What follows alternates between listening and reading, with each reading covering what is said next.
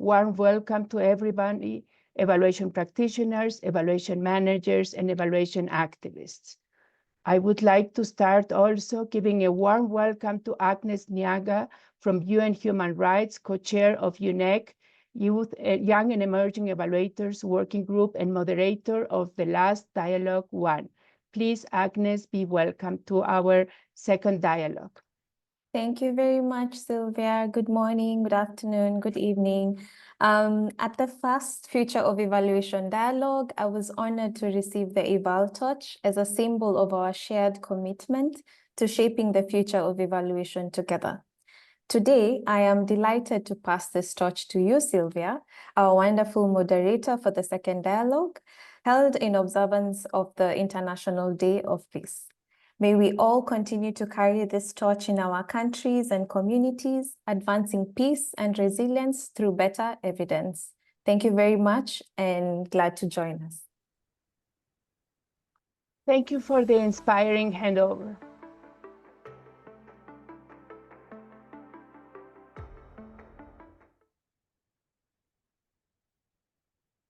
Thank you for the inspiring handover. Since 2015, the International Year of Evaluation, Eval Torch is a symbol and a call to action, uniting the evaluation community to build a future where evaluation contributes to a more just, peaceful, and sustainable world. May Eval Torch enlighten us today. Why are we here today? According to the Organization for Economic Cooperation and Development, 2.1 billion people, so about 25% of the population, live in high extreme fragility contexts today. There were 122.1 million forcibly displaced people by the end of April 2025, informed the United Nations High Commissioner for Refugees. Also, during this year, out of 300.2 million people in need, 181 million were targeted, as reported by the Office of the Coordination of Humanitarian Affairs. The second Future of Evaluation Dialogue examines how evaluation can navigate global instability and humanitarian crisis while fostering peace and resilience.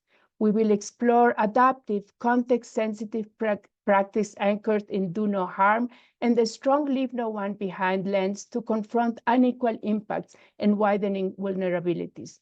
The session highlights mixed methods designs and innovative data sources and technologies for working in complex environments. It centers locally led, community-driven evaluation to make practice more equitable and effective, and outlines the capabilities and safeguards evaluators need in these settings. Looking ahead, we consider how humanitarian dynamics will increasingly shape the evaluation agenda and what it will take for future-proof the craft. To move forward, I'm very pleased and honored to present our panel of very respected guests. I will start with Mohib Iqbal, Principal Evaluation Specialist in Sites Lab International, Australia. I'm also very delighted to present Hassnain, Treasurer at the International Evaluation Academy and Senior Evaluation Expert at the European Commission Technical Facility, MELDEA, Monitoring, Evaluation, Learning, and Design for External Action. And third, I want to present also Kai Brand-Jacobsen, Senior Advisor, Independent Evaluation Department, Norwegian Development Cooperation. Before we start, a brief overview of the agenda. We will start with a brief round to listen to our panelists' positioning. I'll next introduce a provocative statement and will take a live poll to set up a moderated debate. We'll then move into a short deep dive with focused questions, open the floor for audience reflections, and close with 30-second rapid-fire takeaways from each speaker before brief closing remarks and what's next. So let's start this very important conversation.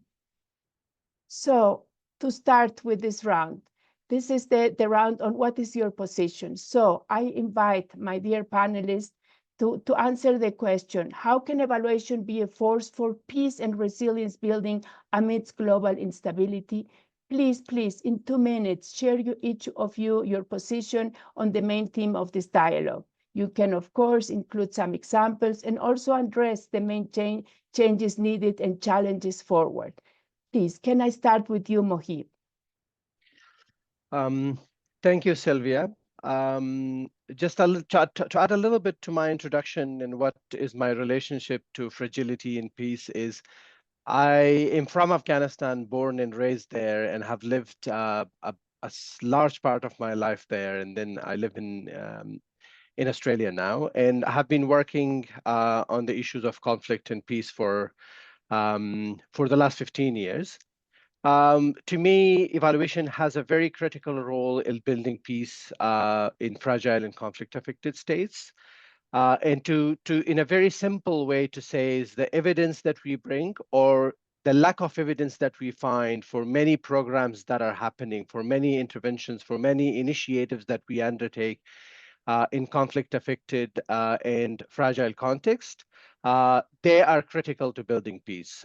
Knowing whether the peace-building activity, for example, the disarmament activity that we are doing, includes all the elements that can appropriately de-escalate a conflict is very important.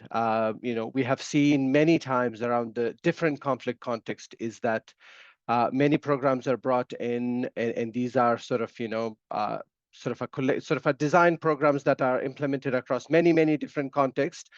But if they're not done well, and if we don't know if they're working, and if they're doing not only taking the arms away from the armed people, and then integrating into societies, then dealing with the conflicts and the social conflicts that comes after that disarmament is very important. In this sense, evaluators are present through the spectrum of conflict and fragility.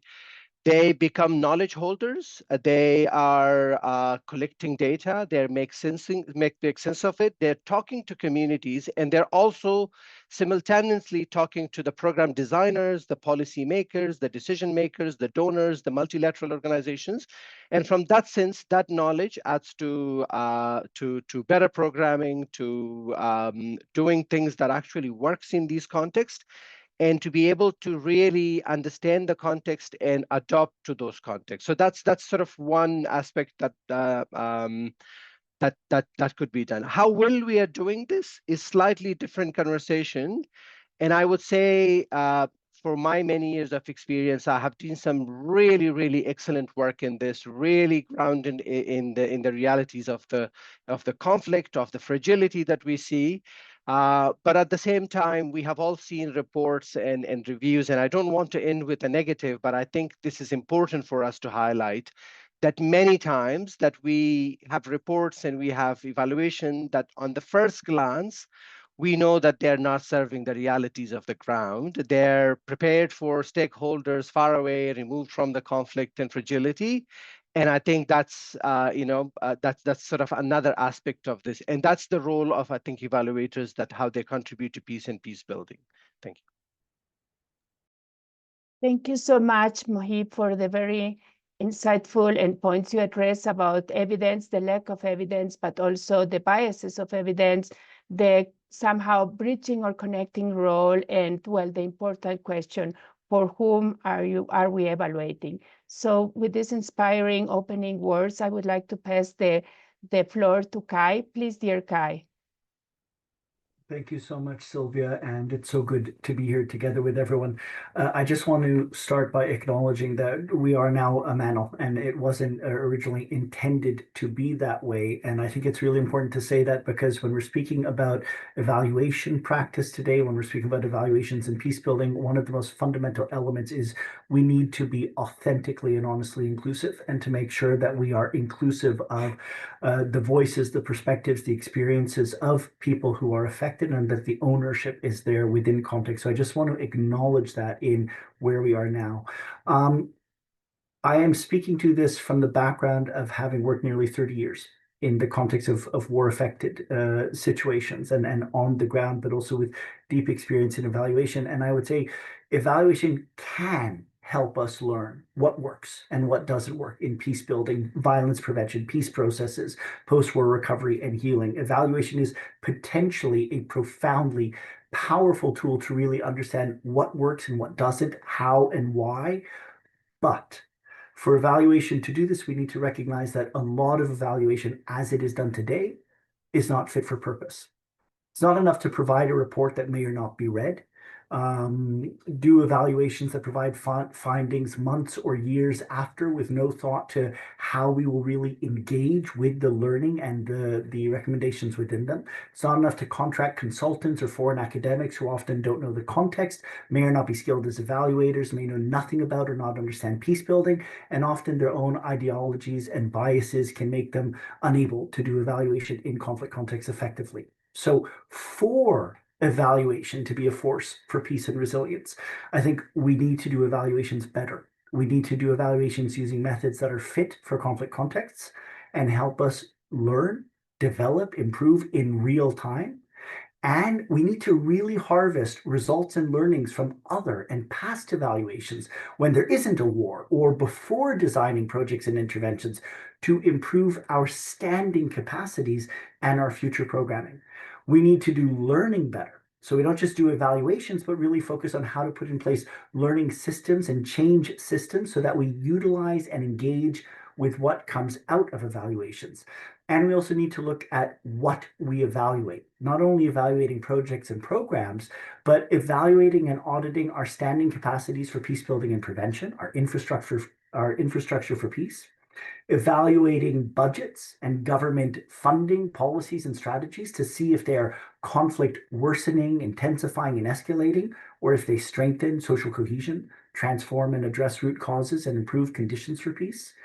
And finally, just again, we need to do a lot better to learn from the extraordinary breadth of knowledge, expertise, experience, and understanding which we have gained over decades around conflict, violence, war and peace, and peace building, to foster not only projects and programs by NGOs that can contribute to peace and resilience, but national and international policies, and make the choice to invest in peace, prepare for peace, and do peace more than what we are currently seeing, which is the largest investment in war and the production of instruments and profiteering for war that we have ever seen in human history. Thank you, dear Kai, for bringing the learning part so at the center, also for thinking about investing in evaluations and investing in peace building and evaluations as a way to contribute to. And also, I think for the very, very important question as what are we evaluating and how are we evaluating? So thank you so much again for adding to this important initial discussion and sharing. And Her, please, the floor is yours. Thank you very much, Silvia. And again, it's such a pleasure, honor, and privilege to be with you all today here. I have also worked in evaluation and evaluation in context of fragility and conflict for over 2 decades now. I think the first thing we need to understand is that peace is not just the absence of violence. It is rather a lifetime journey of dignity, trust, and inclusion. But what this means is that peace is not only about stopping conflict or silencing the guns. True peace actually goes much deeper. It's about whether people feel safe living with dignity, whether communities trust their registered and non-registered institutions, and as individuals and community themselves, and whether everyone feels included regardless of their gender, ethnicity, age, or the background they come from. So, sorry. In this regard, evaluation, as Kai just said, must go beyond counting output or activities, which I have seen in my previous, life as a monitoring and evaluation person in the organizations I work for. These are rather easier done. And, a lot of time, these are the way, okay, it's a rapidly changing context, it's a fragile context, let's see what we have done. which is easier. But for a long-lasting or for evaluations to be effective, it needs to rather look at how interventions and policies shape resilience across generations, and the capacity and infrastructure development for long-lasting peace and harmony. And this requires a deep understanding of the local and institutional values that define cultures and identities. Only then can evaluation ask the right questions. They can then collect the right data and translate that into insights that drive collective uptake and actions. So, in short, in summary, this means that evaluations need to be conflict sensitive, they need to be adaptive and firmly grounded in the principles of do no harm, rather doing good instead, and rather than being extractive, and mainly designed by the funders who are often not present on the ground and have their own agenda. So, my point is being, participatory, working with the people to whom the evaluation results matter, and those local people and organizations who could then take those evaluation findings and recommendations forward. And I have so many examples from my professional life that I could present. But unfortunately, we don't have that much time here, but I'm sure later on in this discussion or other platforms. Back to you, Silvia.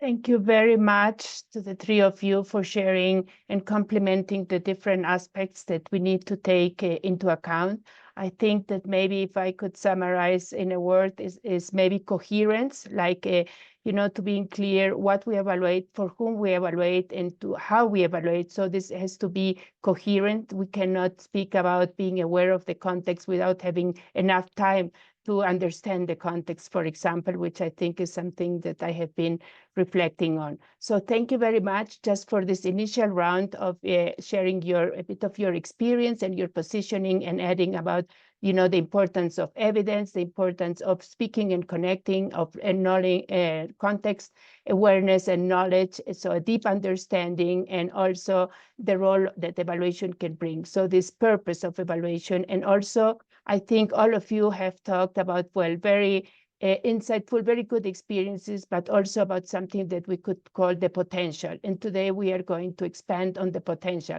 What can we do better? What have we learned? What do we need to bring to the agenda for further discussion? So moving to our next phase of this debate, I will just share a few more data. And according to the Armed Conflict Location and Event Data Project, there has been over 25% growth in the conflict events in 2024 versus 2023, and highlights widening international state violence patterns in 2025 that we are all aware about.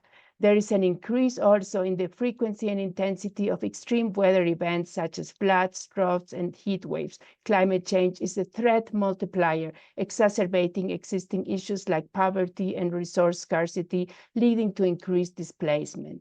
In 2022, 100 million people were displaced by climate change and conflict, according to the United Nations High Commissioner for Refugees, with projections suggesting up to 216 internal climate migrants by 2050, according to the World Bank. Also, the UN Food and Agriculture Organization and other UN agencies informed that between 720 and 811 million people faced hunger in 2020. This is not a very actual figure, but I think we can all think that it has only increased and got worse. So we are here today to think together and to strengthen our commitment to peace building. Considering this data and all what we know, I will share with you a thought-provoking statement. In a world grappling with escalating conflicts, humanitarian crises, and systemic fragility, evaluation's traditional focus on accountability and learning is insufficient. So I will read it again. So In a world grappling with escalating conflicts, humanitarian crises, and systemic fragility, evaluation's traditional focus on accountability and learning is insufficient. So now it's a time to read and listen, and maybe not the words, but we want your opinion. We will launch a leaf poll so that everybody can vote, please. There are 3 options to vote: agree, disagree, and nuanced view. We'll bring your responses straight into the debate.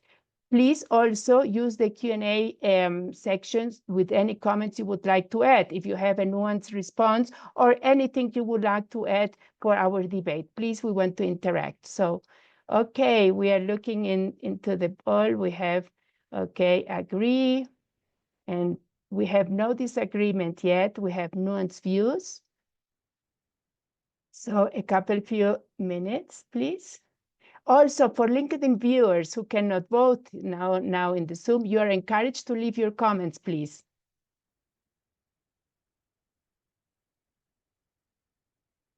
Again, we invite you to use the Q&A spot to leave your opinions, any comments, any explanations. There is one, we have 1 disagree. We have 30 out of 38 agrees, and we have 7 nuanced views. So maybe a few more seconds till we have another nuanced view.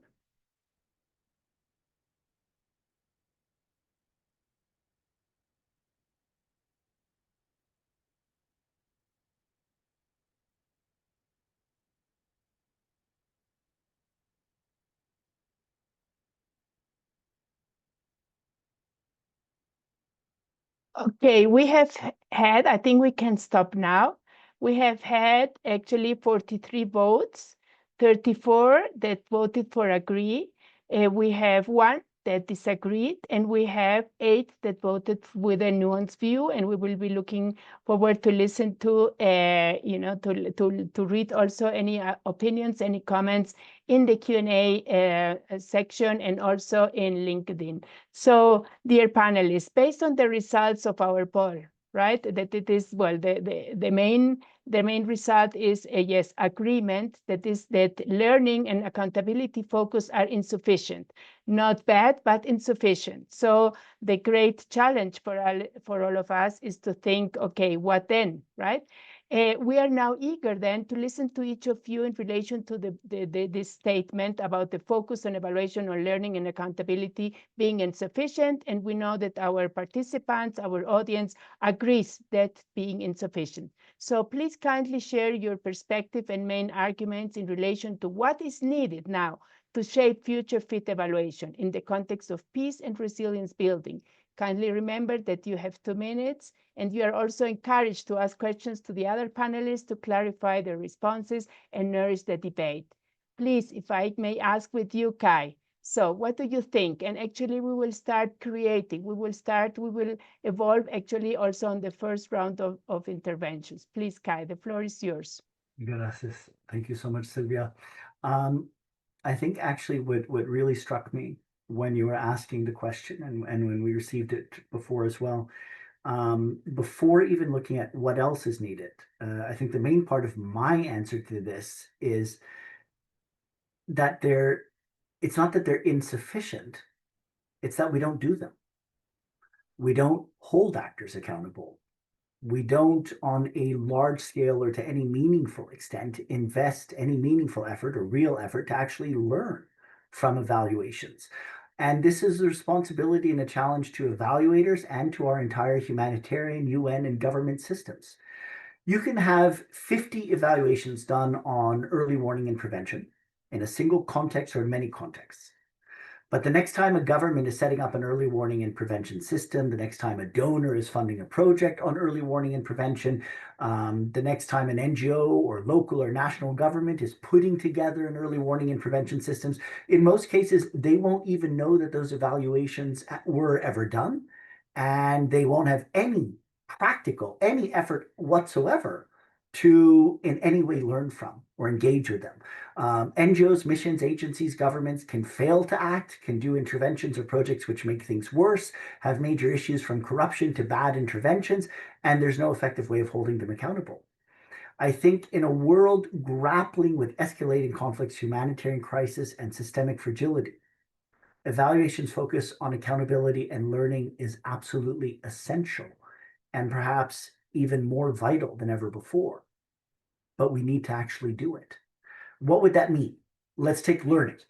In health, we train nurses, doctors, medical workers. We train lawyers, engineers, architects. Militaries train soldiers and invest today trillions of dollars in murder and killing. But what we don't do is actually train people systematically, effectively in how to deal with conflicts, how to do early warning, prevention, peace building, or the incredibly difficult work of dealing with the massive impact of trauma on personal, individual levels, on entire societies.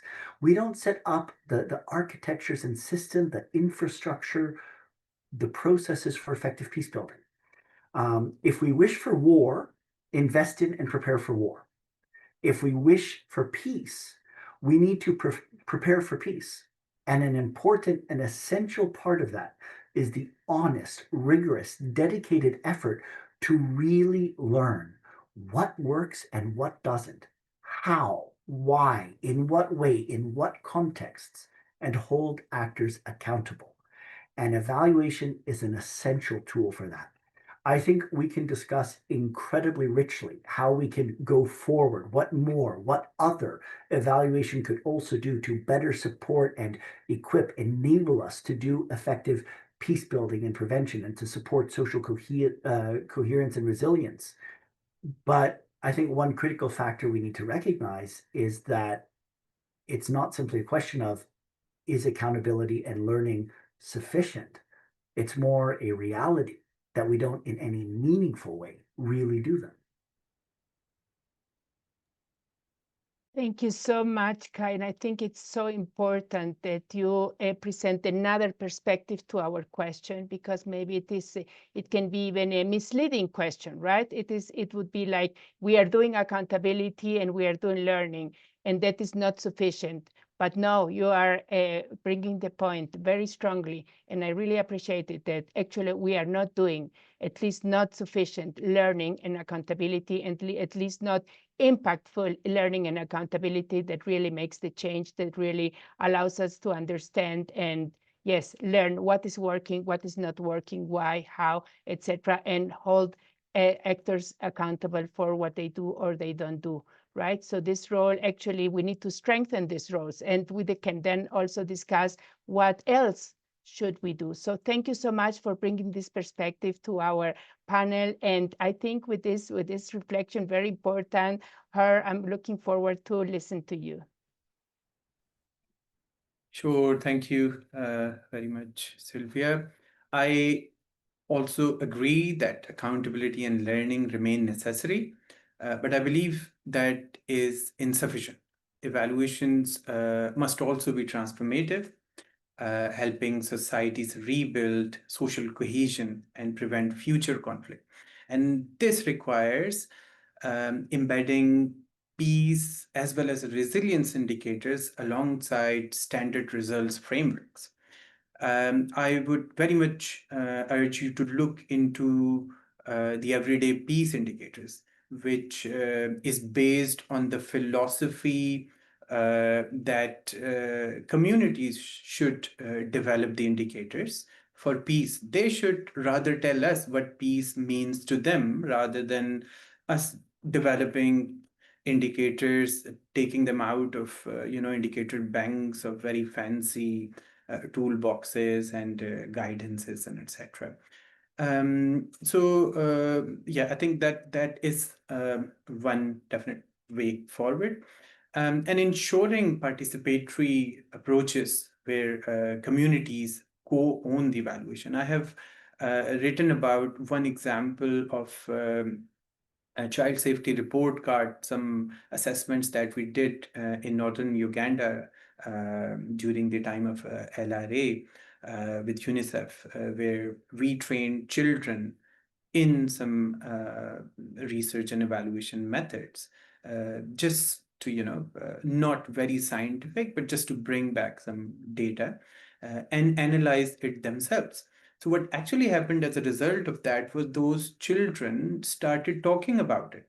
And they started talking about within their household and also in their schools and in their community events to an extent that some members of parliaments heard them and saw the small report cards they made, A5 level, and then invited them to speak at the parliament.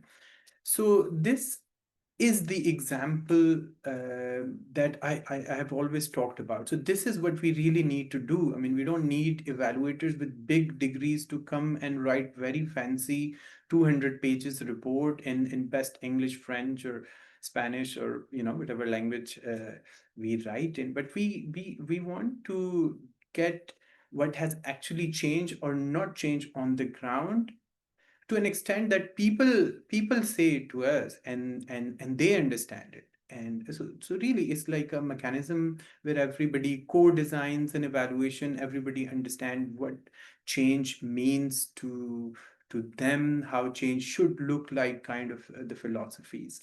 And of course, not forgetting leveraging the innovative tools and methods like geospatial analysis, where it's needed, and of course narrative inquiries and understanding different dynamics of fragility using conflict sensitive evaluation designs, questions, and reporting. And ultimately, last but not least, evaluation should become part of the architecture of peace building, as I mentioned before, not just a mere measurement tool. Thank you so much, Her, because I think all talks to, well, if I would summarize it, it is in a way of humanizing evaluation, and maybe we focus a lot on the technicalities, on maybe we need also to rediscuss rigor, indicators, of course. So thank you for also raising this important point. So the final intervention, please, Mohib, I'm ready to listen to you. Thanks, Silvia, and thanks, Kai and Her. I totally agree. I think doing accountability in learning well could also be a good answer to whether they are sufficient or not. And I totally agree with Her that community-led, participatory, and making evaluation an integral part of the peace-building architecture are absolutely important. And this is, very difficult to come after such insightful sort of discussion and make a good point. But I have two points to make. First, I personally agree with the statements that they are insufficient. In this regard, Michael Quinn-Patton's recent work on systems transformation is highly applicable to fragile and conflict-affected states. The unprecedented increase in deadly conflict, the genocide in Gaza, the way Ukrainian sovereignty is being invaded, the way Afghan women are barred from participation in society and education, these are major system level issues. They're global issues. We are not going to be able to resolve this with micro interventions and focus on very micro level, intervention level, sort of outcome focused programs and evaluations. What needs to happen is the local, the global, the regional, and community. They need to work in consort. They need to work in coordination. And we need to sort of shift the global systems that are causing these things. So the systems that creates these dynamics are really big, and they are becoming, especially in the recent time, more uncertain. And we are experiencing a very different dynamics to what the world was used to a few years ago. To summarize this, evaluation and evaluators need to be part of this transformational process, by feeding it with insights from the ground. As I said earlier, given how strong knowledge holders they are. I mean, picking on Hur's example, those kids in Uganda where they went and they collected data, and the evaluator who has to bring that data into a global stage, I think that is really where the knowledge is. And that's where the mega systems that really makes the decision needs to be across that. And Patton sees accountability focused evaluation and universally applicable criteria such as the OECD DAC criteria as inadequate. And I agree with that.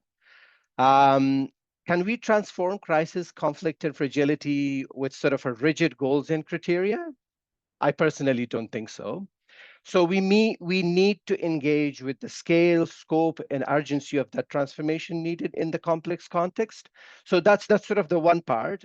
Very quickly, another second part that I want to add, this is my personal experience, is we need to go beyond accountability and start to think about the value for money that is allocated to these contexts. And we know as funding becomes more and more difficult, more and more challenging, as the funding becomes scarce, this is very important that we not only do the right thing, but we do the right thing spending in the best possible way. I have two examples to share.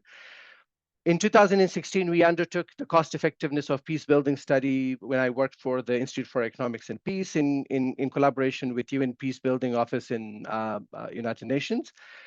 Our findings showed that when peace building activities work well, the return on investment is very huge. It was $1 to $16 when they worked well. That is unprecedented, whether you are talking about a developed country or whether you're talking about a middle income country or whether you're talking about a development intervention or a humanitarian intervention in many senses. A second example of that is, for example, school-based meals to address malnutrition have produced magnificent effects, in a 10 to 15 to 11 country study where middle income countries and low income countries and conflict affected and fragile contexts were included. The return on each dollar invested was $7 overall for all the countries, and in some cases it was $1 to $20. So to me, if you stop at accountability, we could miss a very crucial part. Are we spending the money wisely? The little money that is becoming more and more scarce. So I'll stop there and happy to sort of, come back to this conversation later. Thank you very much, Mohib, and also about starting to talk very directly about transformation and the transformational role of evaluation. And I think this connects us to a word that maybe we haven't said it so explicitly yet, but is power. Power relations, power issues that are intrinsic to all the evaluation, to all the process, to every relation, and even how we see others, how we see the people in the countries, how we relate, even words, what does it mean when we talk about beneficiaries? I think we need to make the obvious. We need to discuss the obvious. We have to discuss what we have naturalized. So thank you very much for this very insightful and opening topics and conversations. We have, I think, very interesting also participations in the Q&A. I will briefly or quickly read, but also our panelists are of course welcome to respond to answer to the participants, but I want to share with everybody, and I think this will nourish our next round, right? What do you think about the existing economy of the evaluation work, as we know that the present ecosystem of evaluation needs the organizations to pay the independent evaluators, and these providers of social programs are not very transparent about their funders, who might be elements and organizations fueling the conflict itself? So this is an anonymous attendee. And then we have Kasun. When we discussed internally with MELD practitioners in Sri Lanka, we have argued with the use of evaluation and its findings. Accordingly, we have to identify the proper ethology to identify the impact level changes and give validate recommendations. How we provide proper recommendations for the government who are not willing to conduct post-conflict peace building, and which evaluation type is most suitable. And then we have another one. What is your view on also the conflict peace building nexus with climate collapse? So these are the three ones that I can now see. And please, our panelists to open to of course answer and also have this exchange via the Q&A. But now I think there are important points that these participants have brought.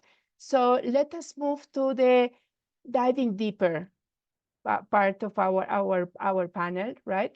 And we will use now this part to deep dive into some specific key issues, of course, and to gather concrete ideas, best practices, and innovations. I think we have moved slowly forward on how to do it. We have some concrete examples or ideas about indicators, at least what we don't have to continue doing, right? And now we can also nourish better of, yes, this is good practice, this is innovations. So I will start with the first question, and I will ask Kai to start, and then Mohib to add to your response, Kai. The first question is, beyond measuring program outcomes, how can evaluation actively contribute to de-escalating conflicts and fostering social cohesion in fragile and humanitarian contexts? So I think this is a question that follows what we have been listening to your very important insights. So Kai, I give you the floor first, and then Mohib, if you can jump in and complement or discuss any point that Kai shares with us on, yes, measuring program outcomes. Please, Kai. Thank you so much, Silvia. There's actually a comment from one of the participants that's with us on LinkedIn, who was speaking to the need to look at these policies, interventions, evaluations from a systems lens. And I think that's part of what I would speak to in responding to this question. I just want to focus on really concrete, practical suggestions here. So first one, imagine if we do really robust, large-scale, systematic efforts to identify, review, consolidate key lessons in key areas of peace building. Early warning, prevention, interventions to stop ongoing wars, genocides, and mass atrocities, post-war recovery, reconciliation, building sustainable peace, healing. Imagine if we were to robustly engage with evaluations, with actually good studies and experience to identify and bring forward what we know works, what doesn't work, what are challenges. And here, when speaking about evidence, I think it's important also that we really broaden our understanding of evidence-based approaches to look at least three areas. One, there is a lot of buildup, cumulative evidence that we have already gathered over decades from past evaluations and rigorous studies. So for any area we're looking at in the field of peace practice and peace work today, there is so much experience that has been gathered and a lot of great studies, reports, evaluations. There's also vital evidence, knowledge, expertise, and experience, insights from practitioners. And there are a lot of very experienced practitioners. And there is deeply held knowledge and insights and understanding, expertise from within our own communities and countries, affected communities. We need to learn and draw from all of these. So the body of existing evidence, the knowledge and understanding and expertise of practitioners and professionals in the field, and the understandings, the culture, the context within our own communities.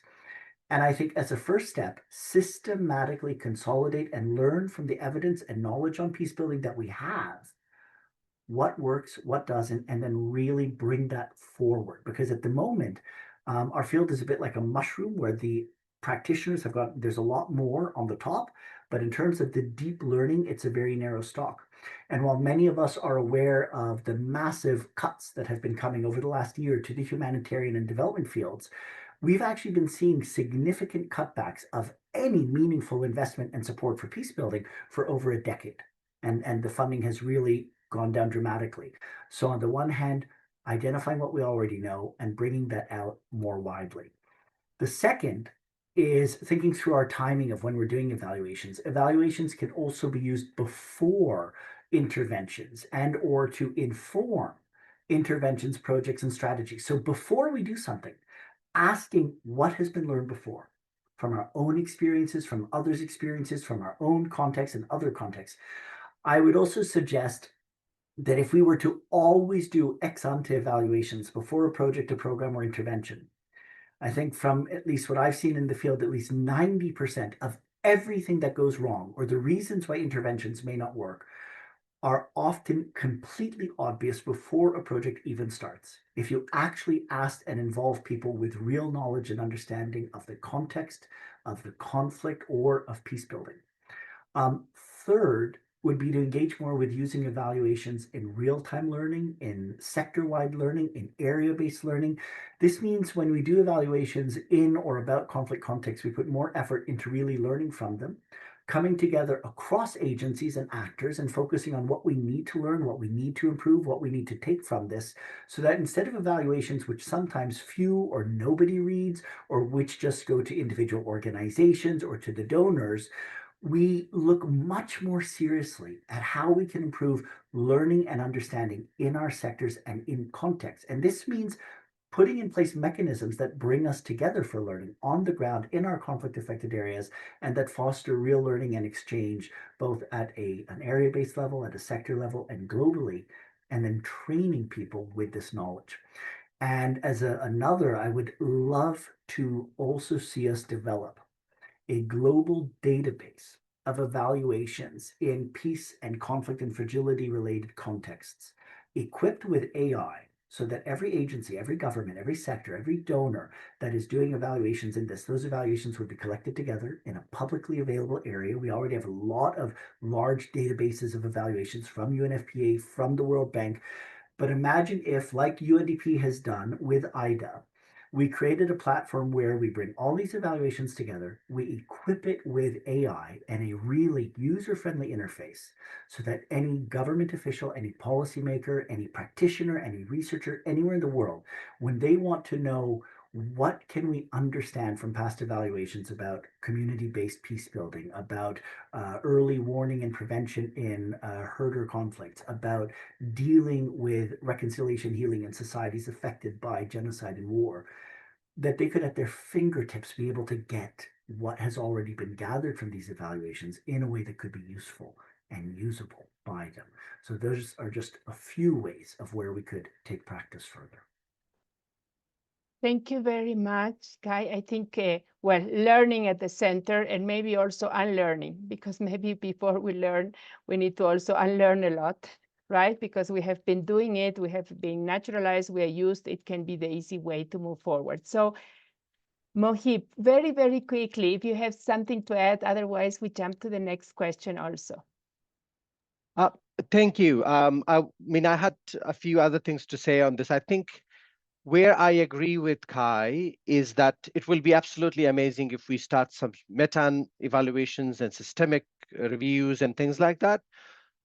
Where I would caution is that for that to happen in a conflict-sensitive way, where countries that are experiencing conflicts, where knowledge holders in those countries, where power holder in those countries, to pick something from what Silvia said, are involved.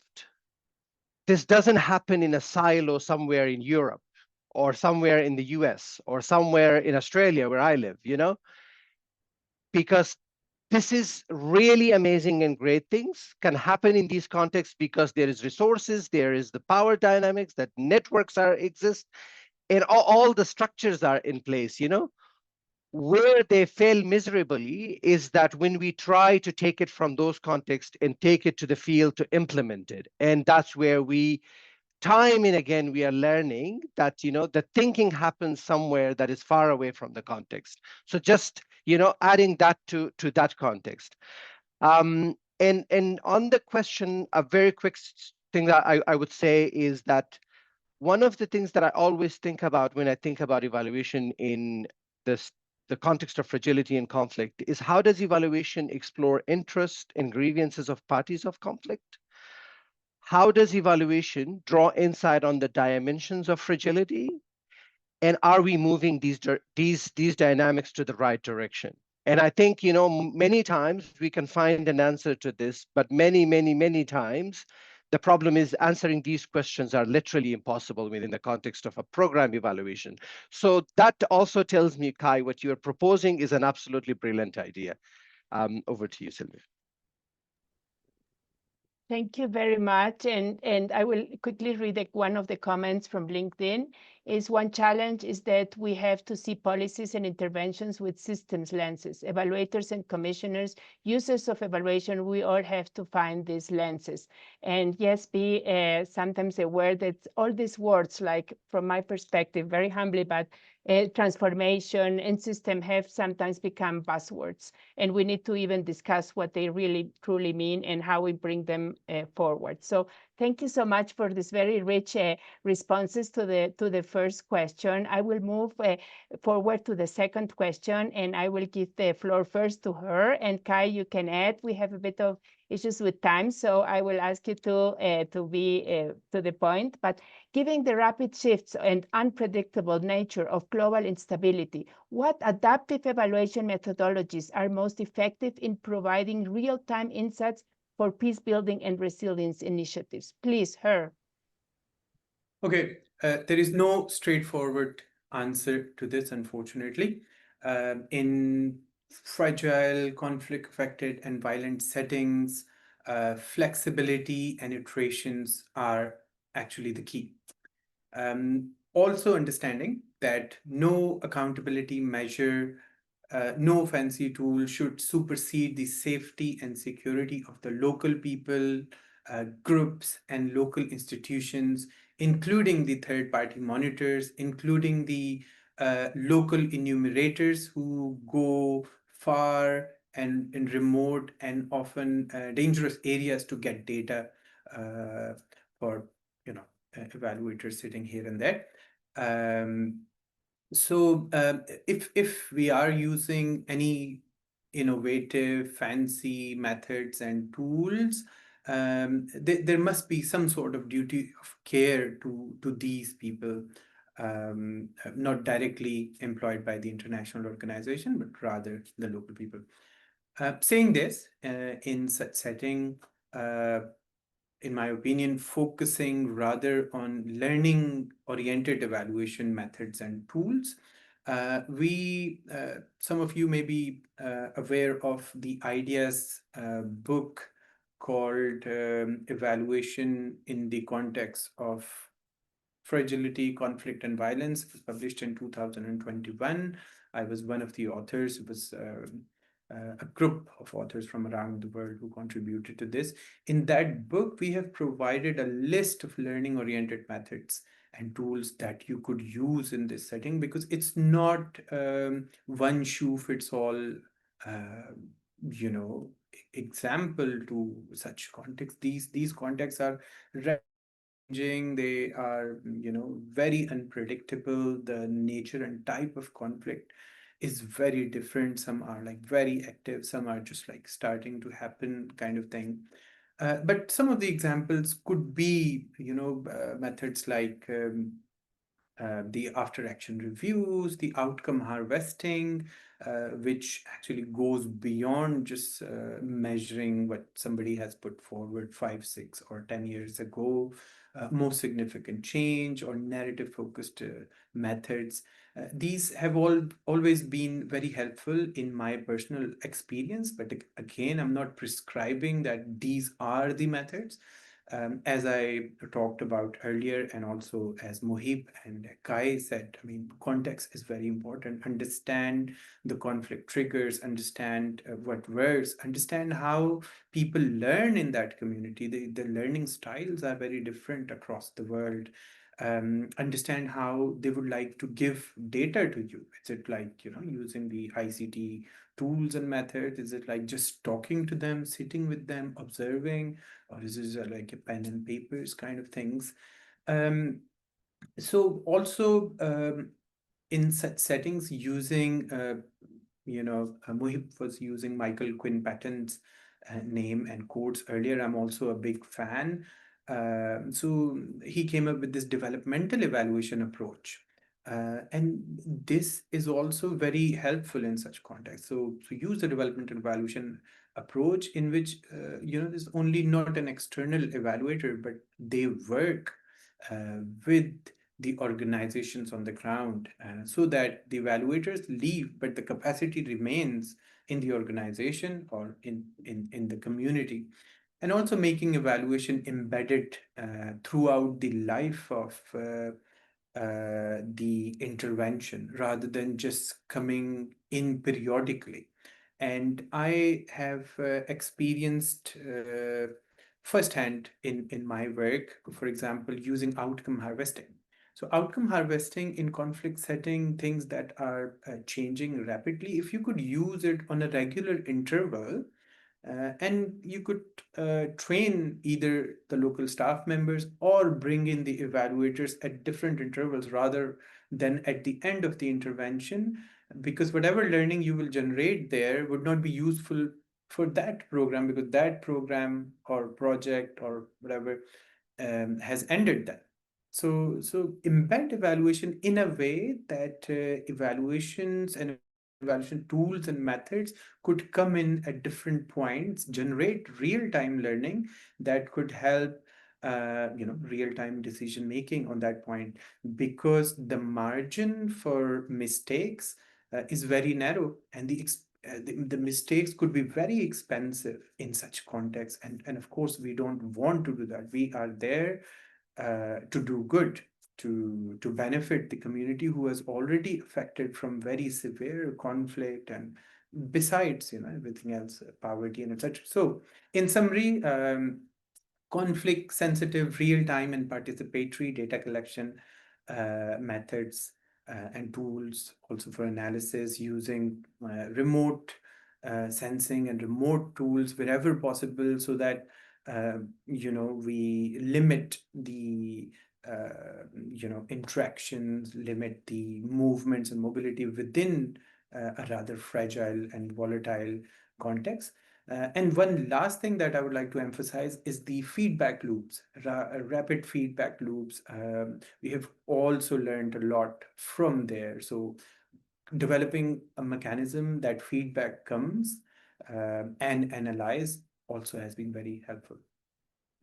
Yeah, so I will pass it back to you, Silvia. Thank you so much, because, well, I know this is a topic that calls our passions, our concerns, our heart, not only our brains.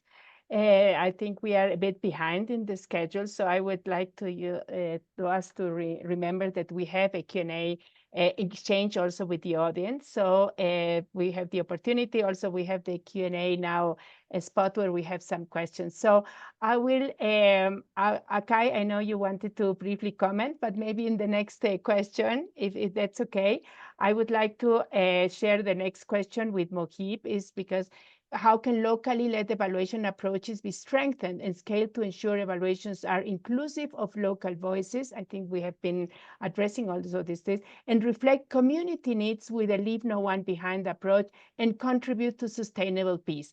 Please, if you can expand on this, dear Mohib. Thanks, Silvia. This is a very loaded question in the sense that it's a difficult question to answer. And I want to start by challenging the notion that we need experts and knowledge developed. And I think I'm sort of touched on this in my previous response as well, that is developed in faraway places with different cultural, social, and economic value and systems. And then that can come and rescue people in conflict and crisis. So I believe it cannot. And I think, in that context where I think locally led, when we say locally led, or when we talk about local and the global and the sort of the not local, whatever, that however we interpret that, that to me, is a I think the key operational model right now. Where I would love to see practice shift is for all the players to believe that communities hold the best and most relevant knowledge. It's that simple. We don't need to complicate it. I think Hor pointed to this a number of times, and I can't agree more. It's really the communities who know how do they want to define peace, for example, to pick another thing from Hor's, what Hor just sort of answered in a previous question. The job of the evaluator in that sense is, whether it's local or not local, becomes really to capture that, to amplify that, to bring that to the decision makers. So that's sort of where I see it as a knowledge creator, as mediators, as bringing that, facilitating the process of communication between communities and decision makers, particularly looking at the models of how aid is delivered, how programs are designed, how programs are delivered in these contexts. And that is a whole other conversation that I don't want to get to, because we are talking about evaluation, and that's slightly into the program design and policy design and how the global architecture and all that, influences that. So in that sense,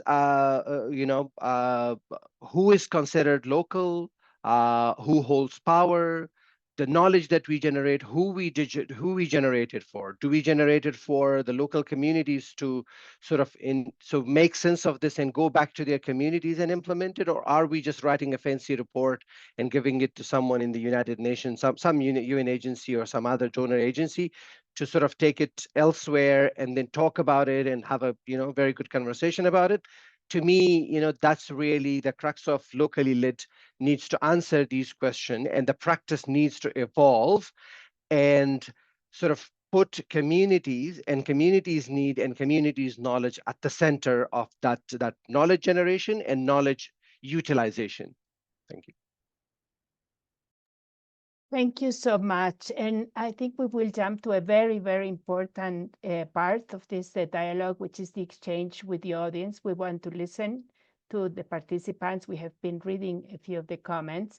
I think, though, I would like to close this part, this debate, these deep reflections with one essential question: is what do we need to change in terms of essential capacities and ethical considerations that we as evaluators need to prioritize, that we need to unlearn and learn to do all what we have been proposing and the challenges. So it starts with us, and we probably need to rethink also all the trainings, all their certifications, all about what it has to be. How do we become evaluators? And also, how do we address this community, the community? How do we call the people? I think for me personally, the word beneficiaries has always been a bit of a tricky word and a very power-loaded and paternalist word. So maybe if we want them to be empowered, participate, give them the lead in evaluations, maybe beneficiary is not the best word. So having said this, and really thanking you, everybody, and I think we could continue probably the whole morning, for me, the morning, with this reflection. I think we want to now listen to the participants and further. So to all dear participants, we want to hear your voice. You can unmute, and you can also ask questions in the chat. Please kindly be as brief as possible, focus on one idea, do not repeat. We really would like to listen to all who would like to participate. Raise hands, no chat. I just got this. Thank you for clarifying. It was chat before. So no chat, but Q&A and raising hands, please.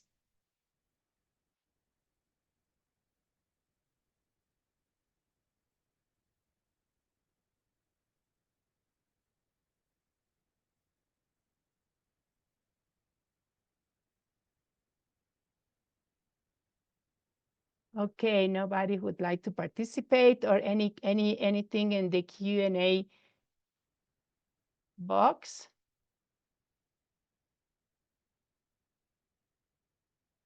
Okay, Samsil, please, the floor is yours. Thank you, Silvia, for your nice sessions, and everyone. I have been connected with some of the people as I am working as a Evaluate Bangladesh as a co-leader. So I think this is the common platform for me to represent and to talk about that thing. So I'm just talking about the thing in Bangladesh. If I say about the Bangladesh, we are saying that there are lots of multinational companies, lots of organizations. They are opening CSR, corporate social responsibility and sustainability. So I'm just asking questions. If I say about from my part, how today's youth can participate with them also, and how we can capacitate them as like NGOs working and as like even also working with them actually, because I think it's the emerging sector due to fund crisis and due to other crises actually. And I think I'm just seeing in my job portal and LinkedIn, there are lots of sectors are opening this. So I think I just need to know your concern, and what's your understanding and what's your planning for it, and how can I involve with them as an evaluate leader from Bangladesh actually? Thank you very much for your participation. And dear panelists, who would like to respond to this very important question? Very to the point, please.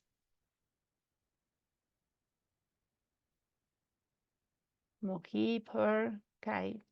Please go ahead, Kai.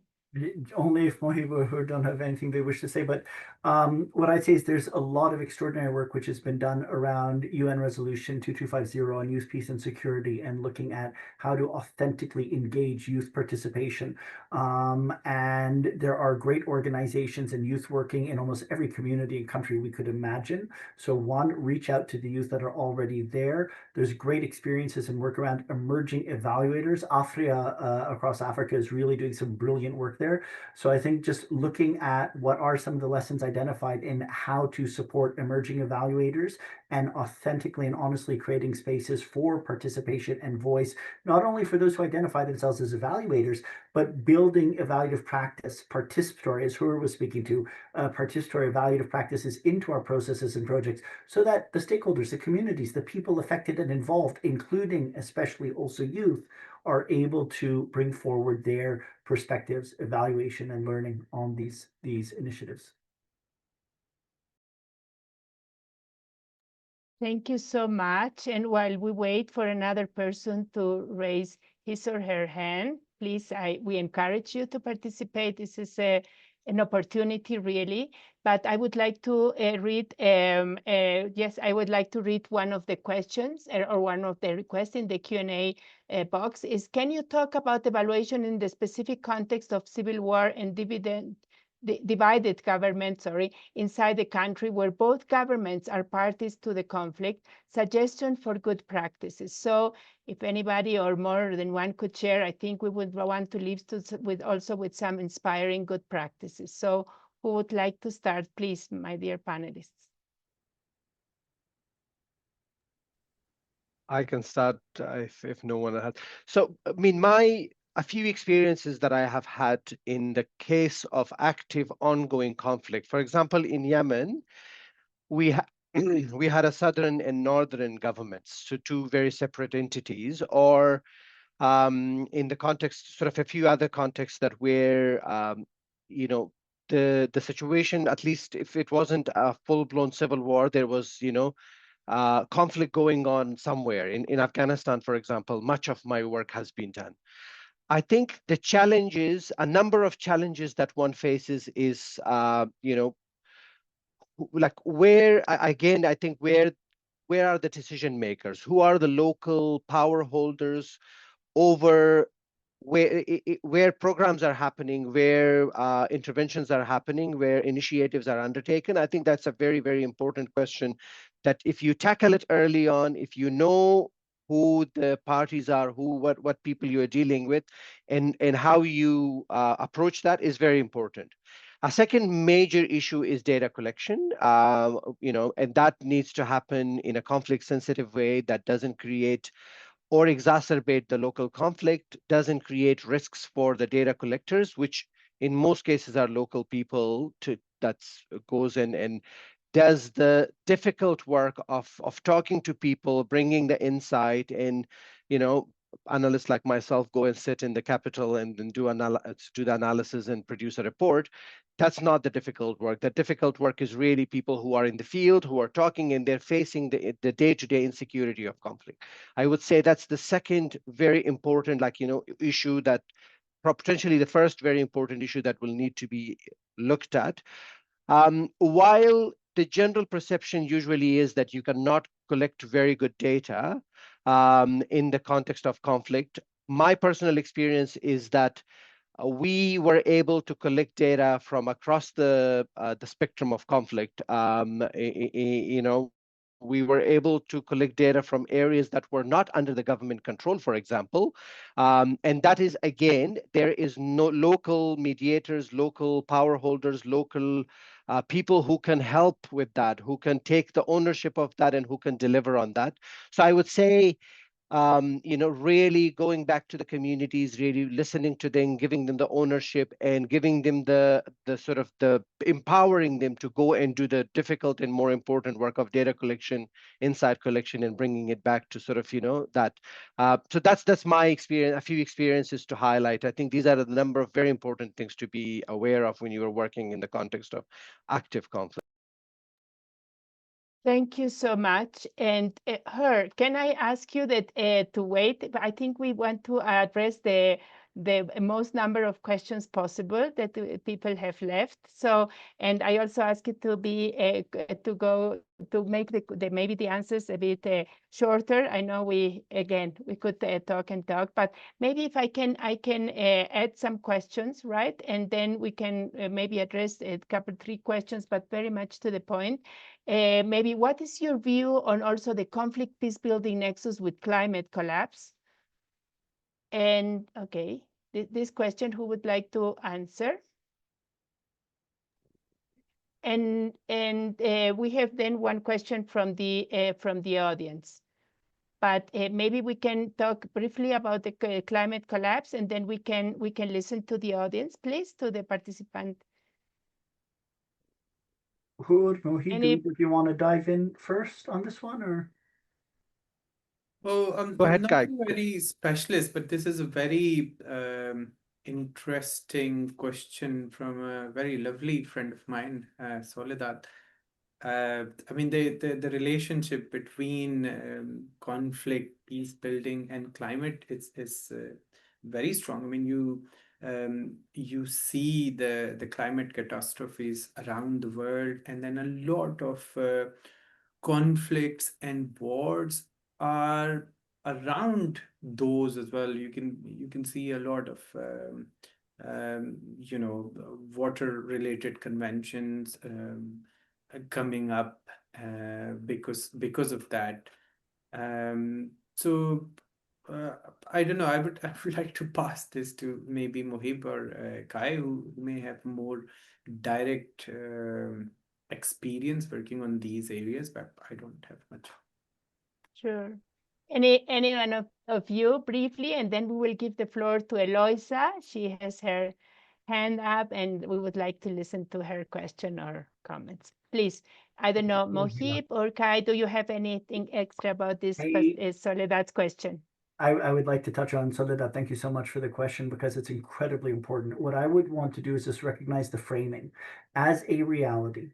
Over the last 20 years, we have a significant and continually increasing reality of polycrisis, of multiple dynamic global systems crises, of which the systematic organized destruction of our environment and the increase of drivers and conditions of violence and war, the drivers of conflict, both of these are phenomena that have been happening over the last 2 decades plus, but these are global, they're systemic, they're dynamic, they're also multi-causal. They don't come from one single thing, so they're not that easy to address. And we need to begin, rather than only looking at individual isolated problems, which is also important, begin looking at the systems of these problems and building our solutions capacity to really build what Her was speaking of before, the transformative approaches, build our alliances.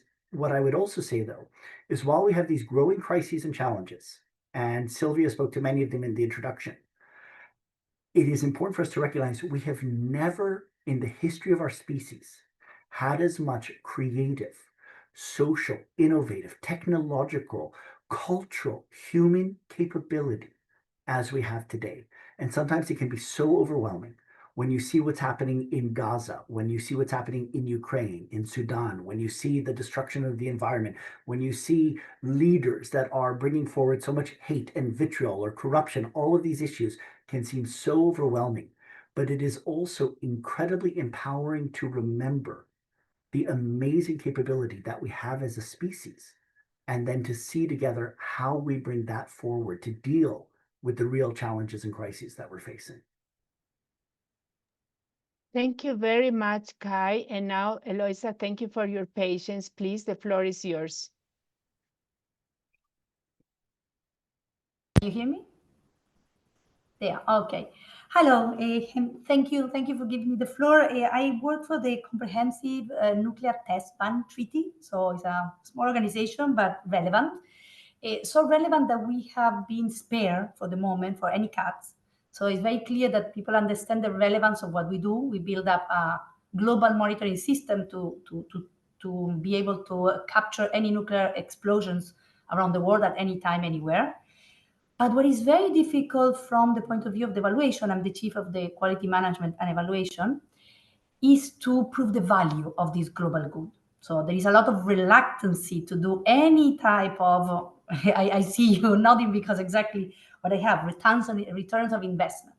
And of course, in this time of reduced resources, although we have been spared, I'm trying to already build all of the relevance, all of the justification behind a lot of activities that might be the first one to be cut.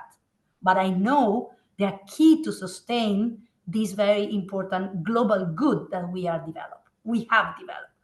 So I don't know if us as the community of evaluators could get together to try to set up some kind of value of global goods that are key for the maintenance of peace, maintenance of the dialogue on certain key issues that have to do with our survival as a human species, because nuclear explosions are really the end game. So I don't know your views on that, if there anything that you could share that could help me come across in my own work for this type of bringing across this message. Thank you very much for your insights. Thank you, Eloisa. And please, Mohib, go ahead. Sorry for my enthusiasm on this question. I think this goes directly to Talib's work. He talks about the black swan events, and with very tiny likelihood, but with mega costs. With that doesn't change a small thing; it changes the global system. And I think when we talk about nuclear arms and the race that is happening in that, and the geopolitical changes that are happening in making the world more and more at risk of these destructive instruments that we as humans have been able to create, and we are keeping it on this planet that has the power to destroy this planet. That's we need to really understand that. That is. So it sort of brings me to to that Black Swan book and the Black Swan sort of narrative. But the very important thing is assigning the real values to those risks and the probabilities of those risks is another very important sort of aspect to it, to show that there are people that are caring about this, there are people that are trying to denuclearize the world, that who wants to at least set up systems that will prevent future the use of these weapons in a future conflict. I think that's a huge sort of value add. But we do need to bring it to the policymakers' language, which is value for money, whether what we are doing works, whether can we nudge systems at that level, because those decisions are not made by even the democratic institutions that we have, the parliaments, the senates, the blah, blah, blah, all of those, So I would say, great work, continue that work, and happy to have a separate conversation on that. There is a huge value to it, even if the likelihood is very low of these incidents, the value that they bring to the world is, as you said, a huge public value. Thank you so much. So before we come to the end, I would like to, for each of you, dear panelists, in 30 seconds, or one sentence, please share your takeaway or your action aimed at the different stakeholders that we have talked about to strengthen the response and role of evaluation to be a force for peace and resilience building. So 30 seconds, one key takeaway. Please, who would like to start?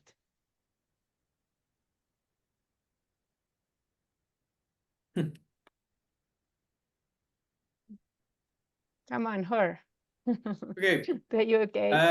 30 seconds is a big pressure. I would really, as a big VOPE member and player in these kind of activities and associations, I would really say that investment in these national or even local level WOPEs, which are the organization for professionalization of evaluation, and making sure that through them and also they champion conflict sensitivity and locally driven evaluation. But saying that, I mean, all the other actors around and for evaluation, such as donors, making sure they accept the adaptive and innovative evaluation designs, because if they don't do that, evaluators or the commissioners would not be able to do it that way. And then also the young evaluators from within the country and around the world to continue to bring creativity, innovative tools and methods, new technology, new narratives for future fit evaluation. Thank you very much. If I can just jump to you, Mohib, because I just see you next in my screen. Thanks, Silvia. 30 So seconds. I would re-emphasize there is no universal frameworks or criteria. We are talking about some of the world's most complex situation in context, and I think we need to respect the local knowledge and bring that to fore. We need to have a transformational lens and attitudes so that we can move the dynamics of the conflict and fragility in the right directions towards peace. Thank you. Thank you so much. Pierre Kai, for you, the closing one. Thanks, Silvia. So the first parts, I want to really resonate and connect with what we've been saying throughout, the need to really embed ownership within contexts and communities, the need to bring forward transformative approaches, the need to really engage more robustly with all stakeholders that are affected, communities, peoples, and this line throughout that many of us have been speaking to really learn from it. But I want to, as someone coming about at this from 30 years of work in peace building, not just in evaluation, I actually want us to give a note of more respect and understanding for peace building. Because when we say that we need to listen to communities, that communities have the answers, no, they don't. They don't. Communities know deeply their experience of conflict. Communities have many aspects of the answers, but the same way that my community doesn't have the answer for a pandemic, or my community doesn't have the answer for if my child has a strangulated hernia, we need to engage with and respect culture, knowledge, values in our community, but we also need to recognize that peace building is a field like medicine or like any other. There is knowledge, there is experience. And if we're naive and we think that our communities just have answers, then we will continue to have war. The problems are often not coming from communities. The problems are coming from global systems of war and political and military systems. And we need to build the knowledge, the wisdom, the experience, and invest in capabilities for peace rather than war. Sorry, that was a long 30 seconds. No, but thank you, because I will just start disclosing a few words saying that peace is practice. As we mark the International Day of Peace this month, let's commit to locally led, ethically adaptive evaluation that prevents harm and contributes to peace and resilience building. Thank you, everybody, dear panelists. Thank you, all the participants, for engaging. And I'm sure that some of these conversations will continue also bilaterally, and we commit to also answer some of the comments and questions in LinkedIn in the next hours. But I'm sure you don't want to leave without registering for the third dialogue, the next Future of Evaluation dialogue, in exactly 1 month, where we will discuss how can evaluation shape a future fit UN. This is to celebrate UN 80th anniversary. Please find the link to register in the chat, if I'm correct. Yes, thank you, Bacon. And also stay tuned. Recording of today's dialogue is going to be available in YouTube and LinkedIn. An interesting article is going also to be available. And definitely check our Eval for Action website for any future updates. And please, we also want your feedback. So take 1 minute for a very, very brief question and survey. So it will certainly nourish our future planning of this dialogue. Thank you so much. It has been a pleasure and honor for me, and also very inspiring to strengthen my commitment to peace building. Thank you very, very much.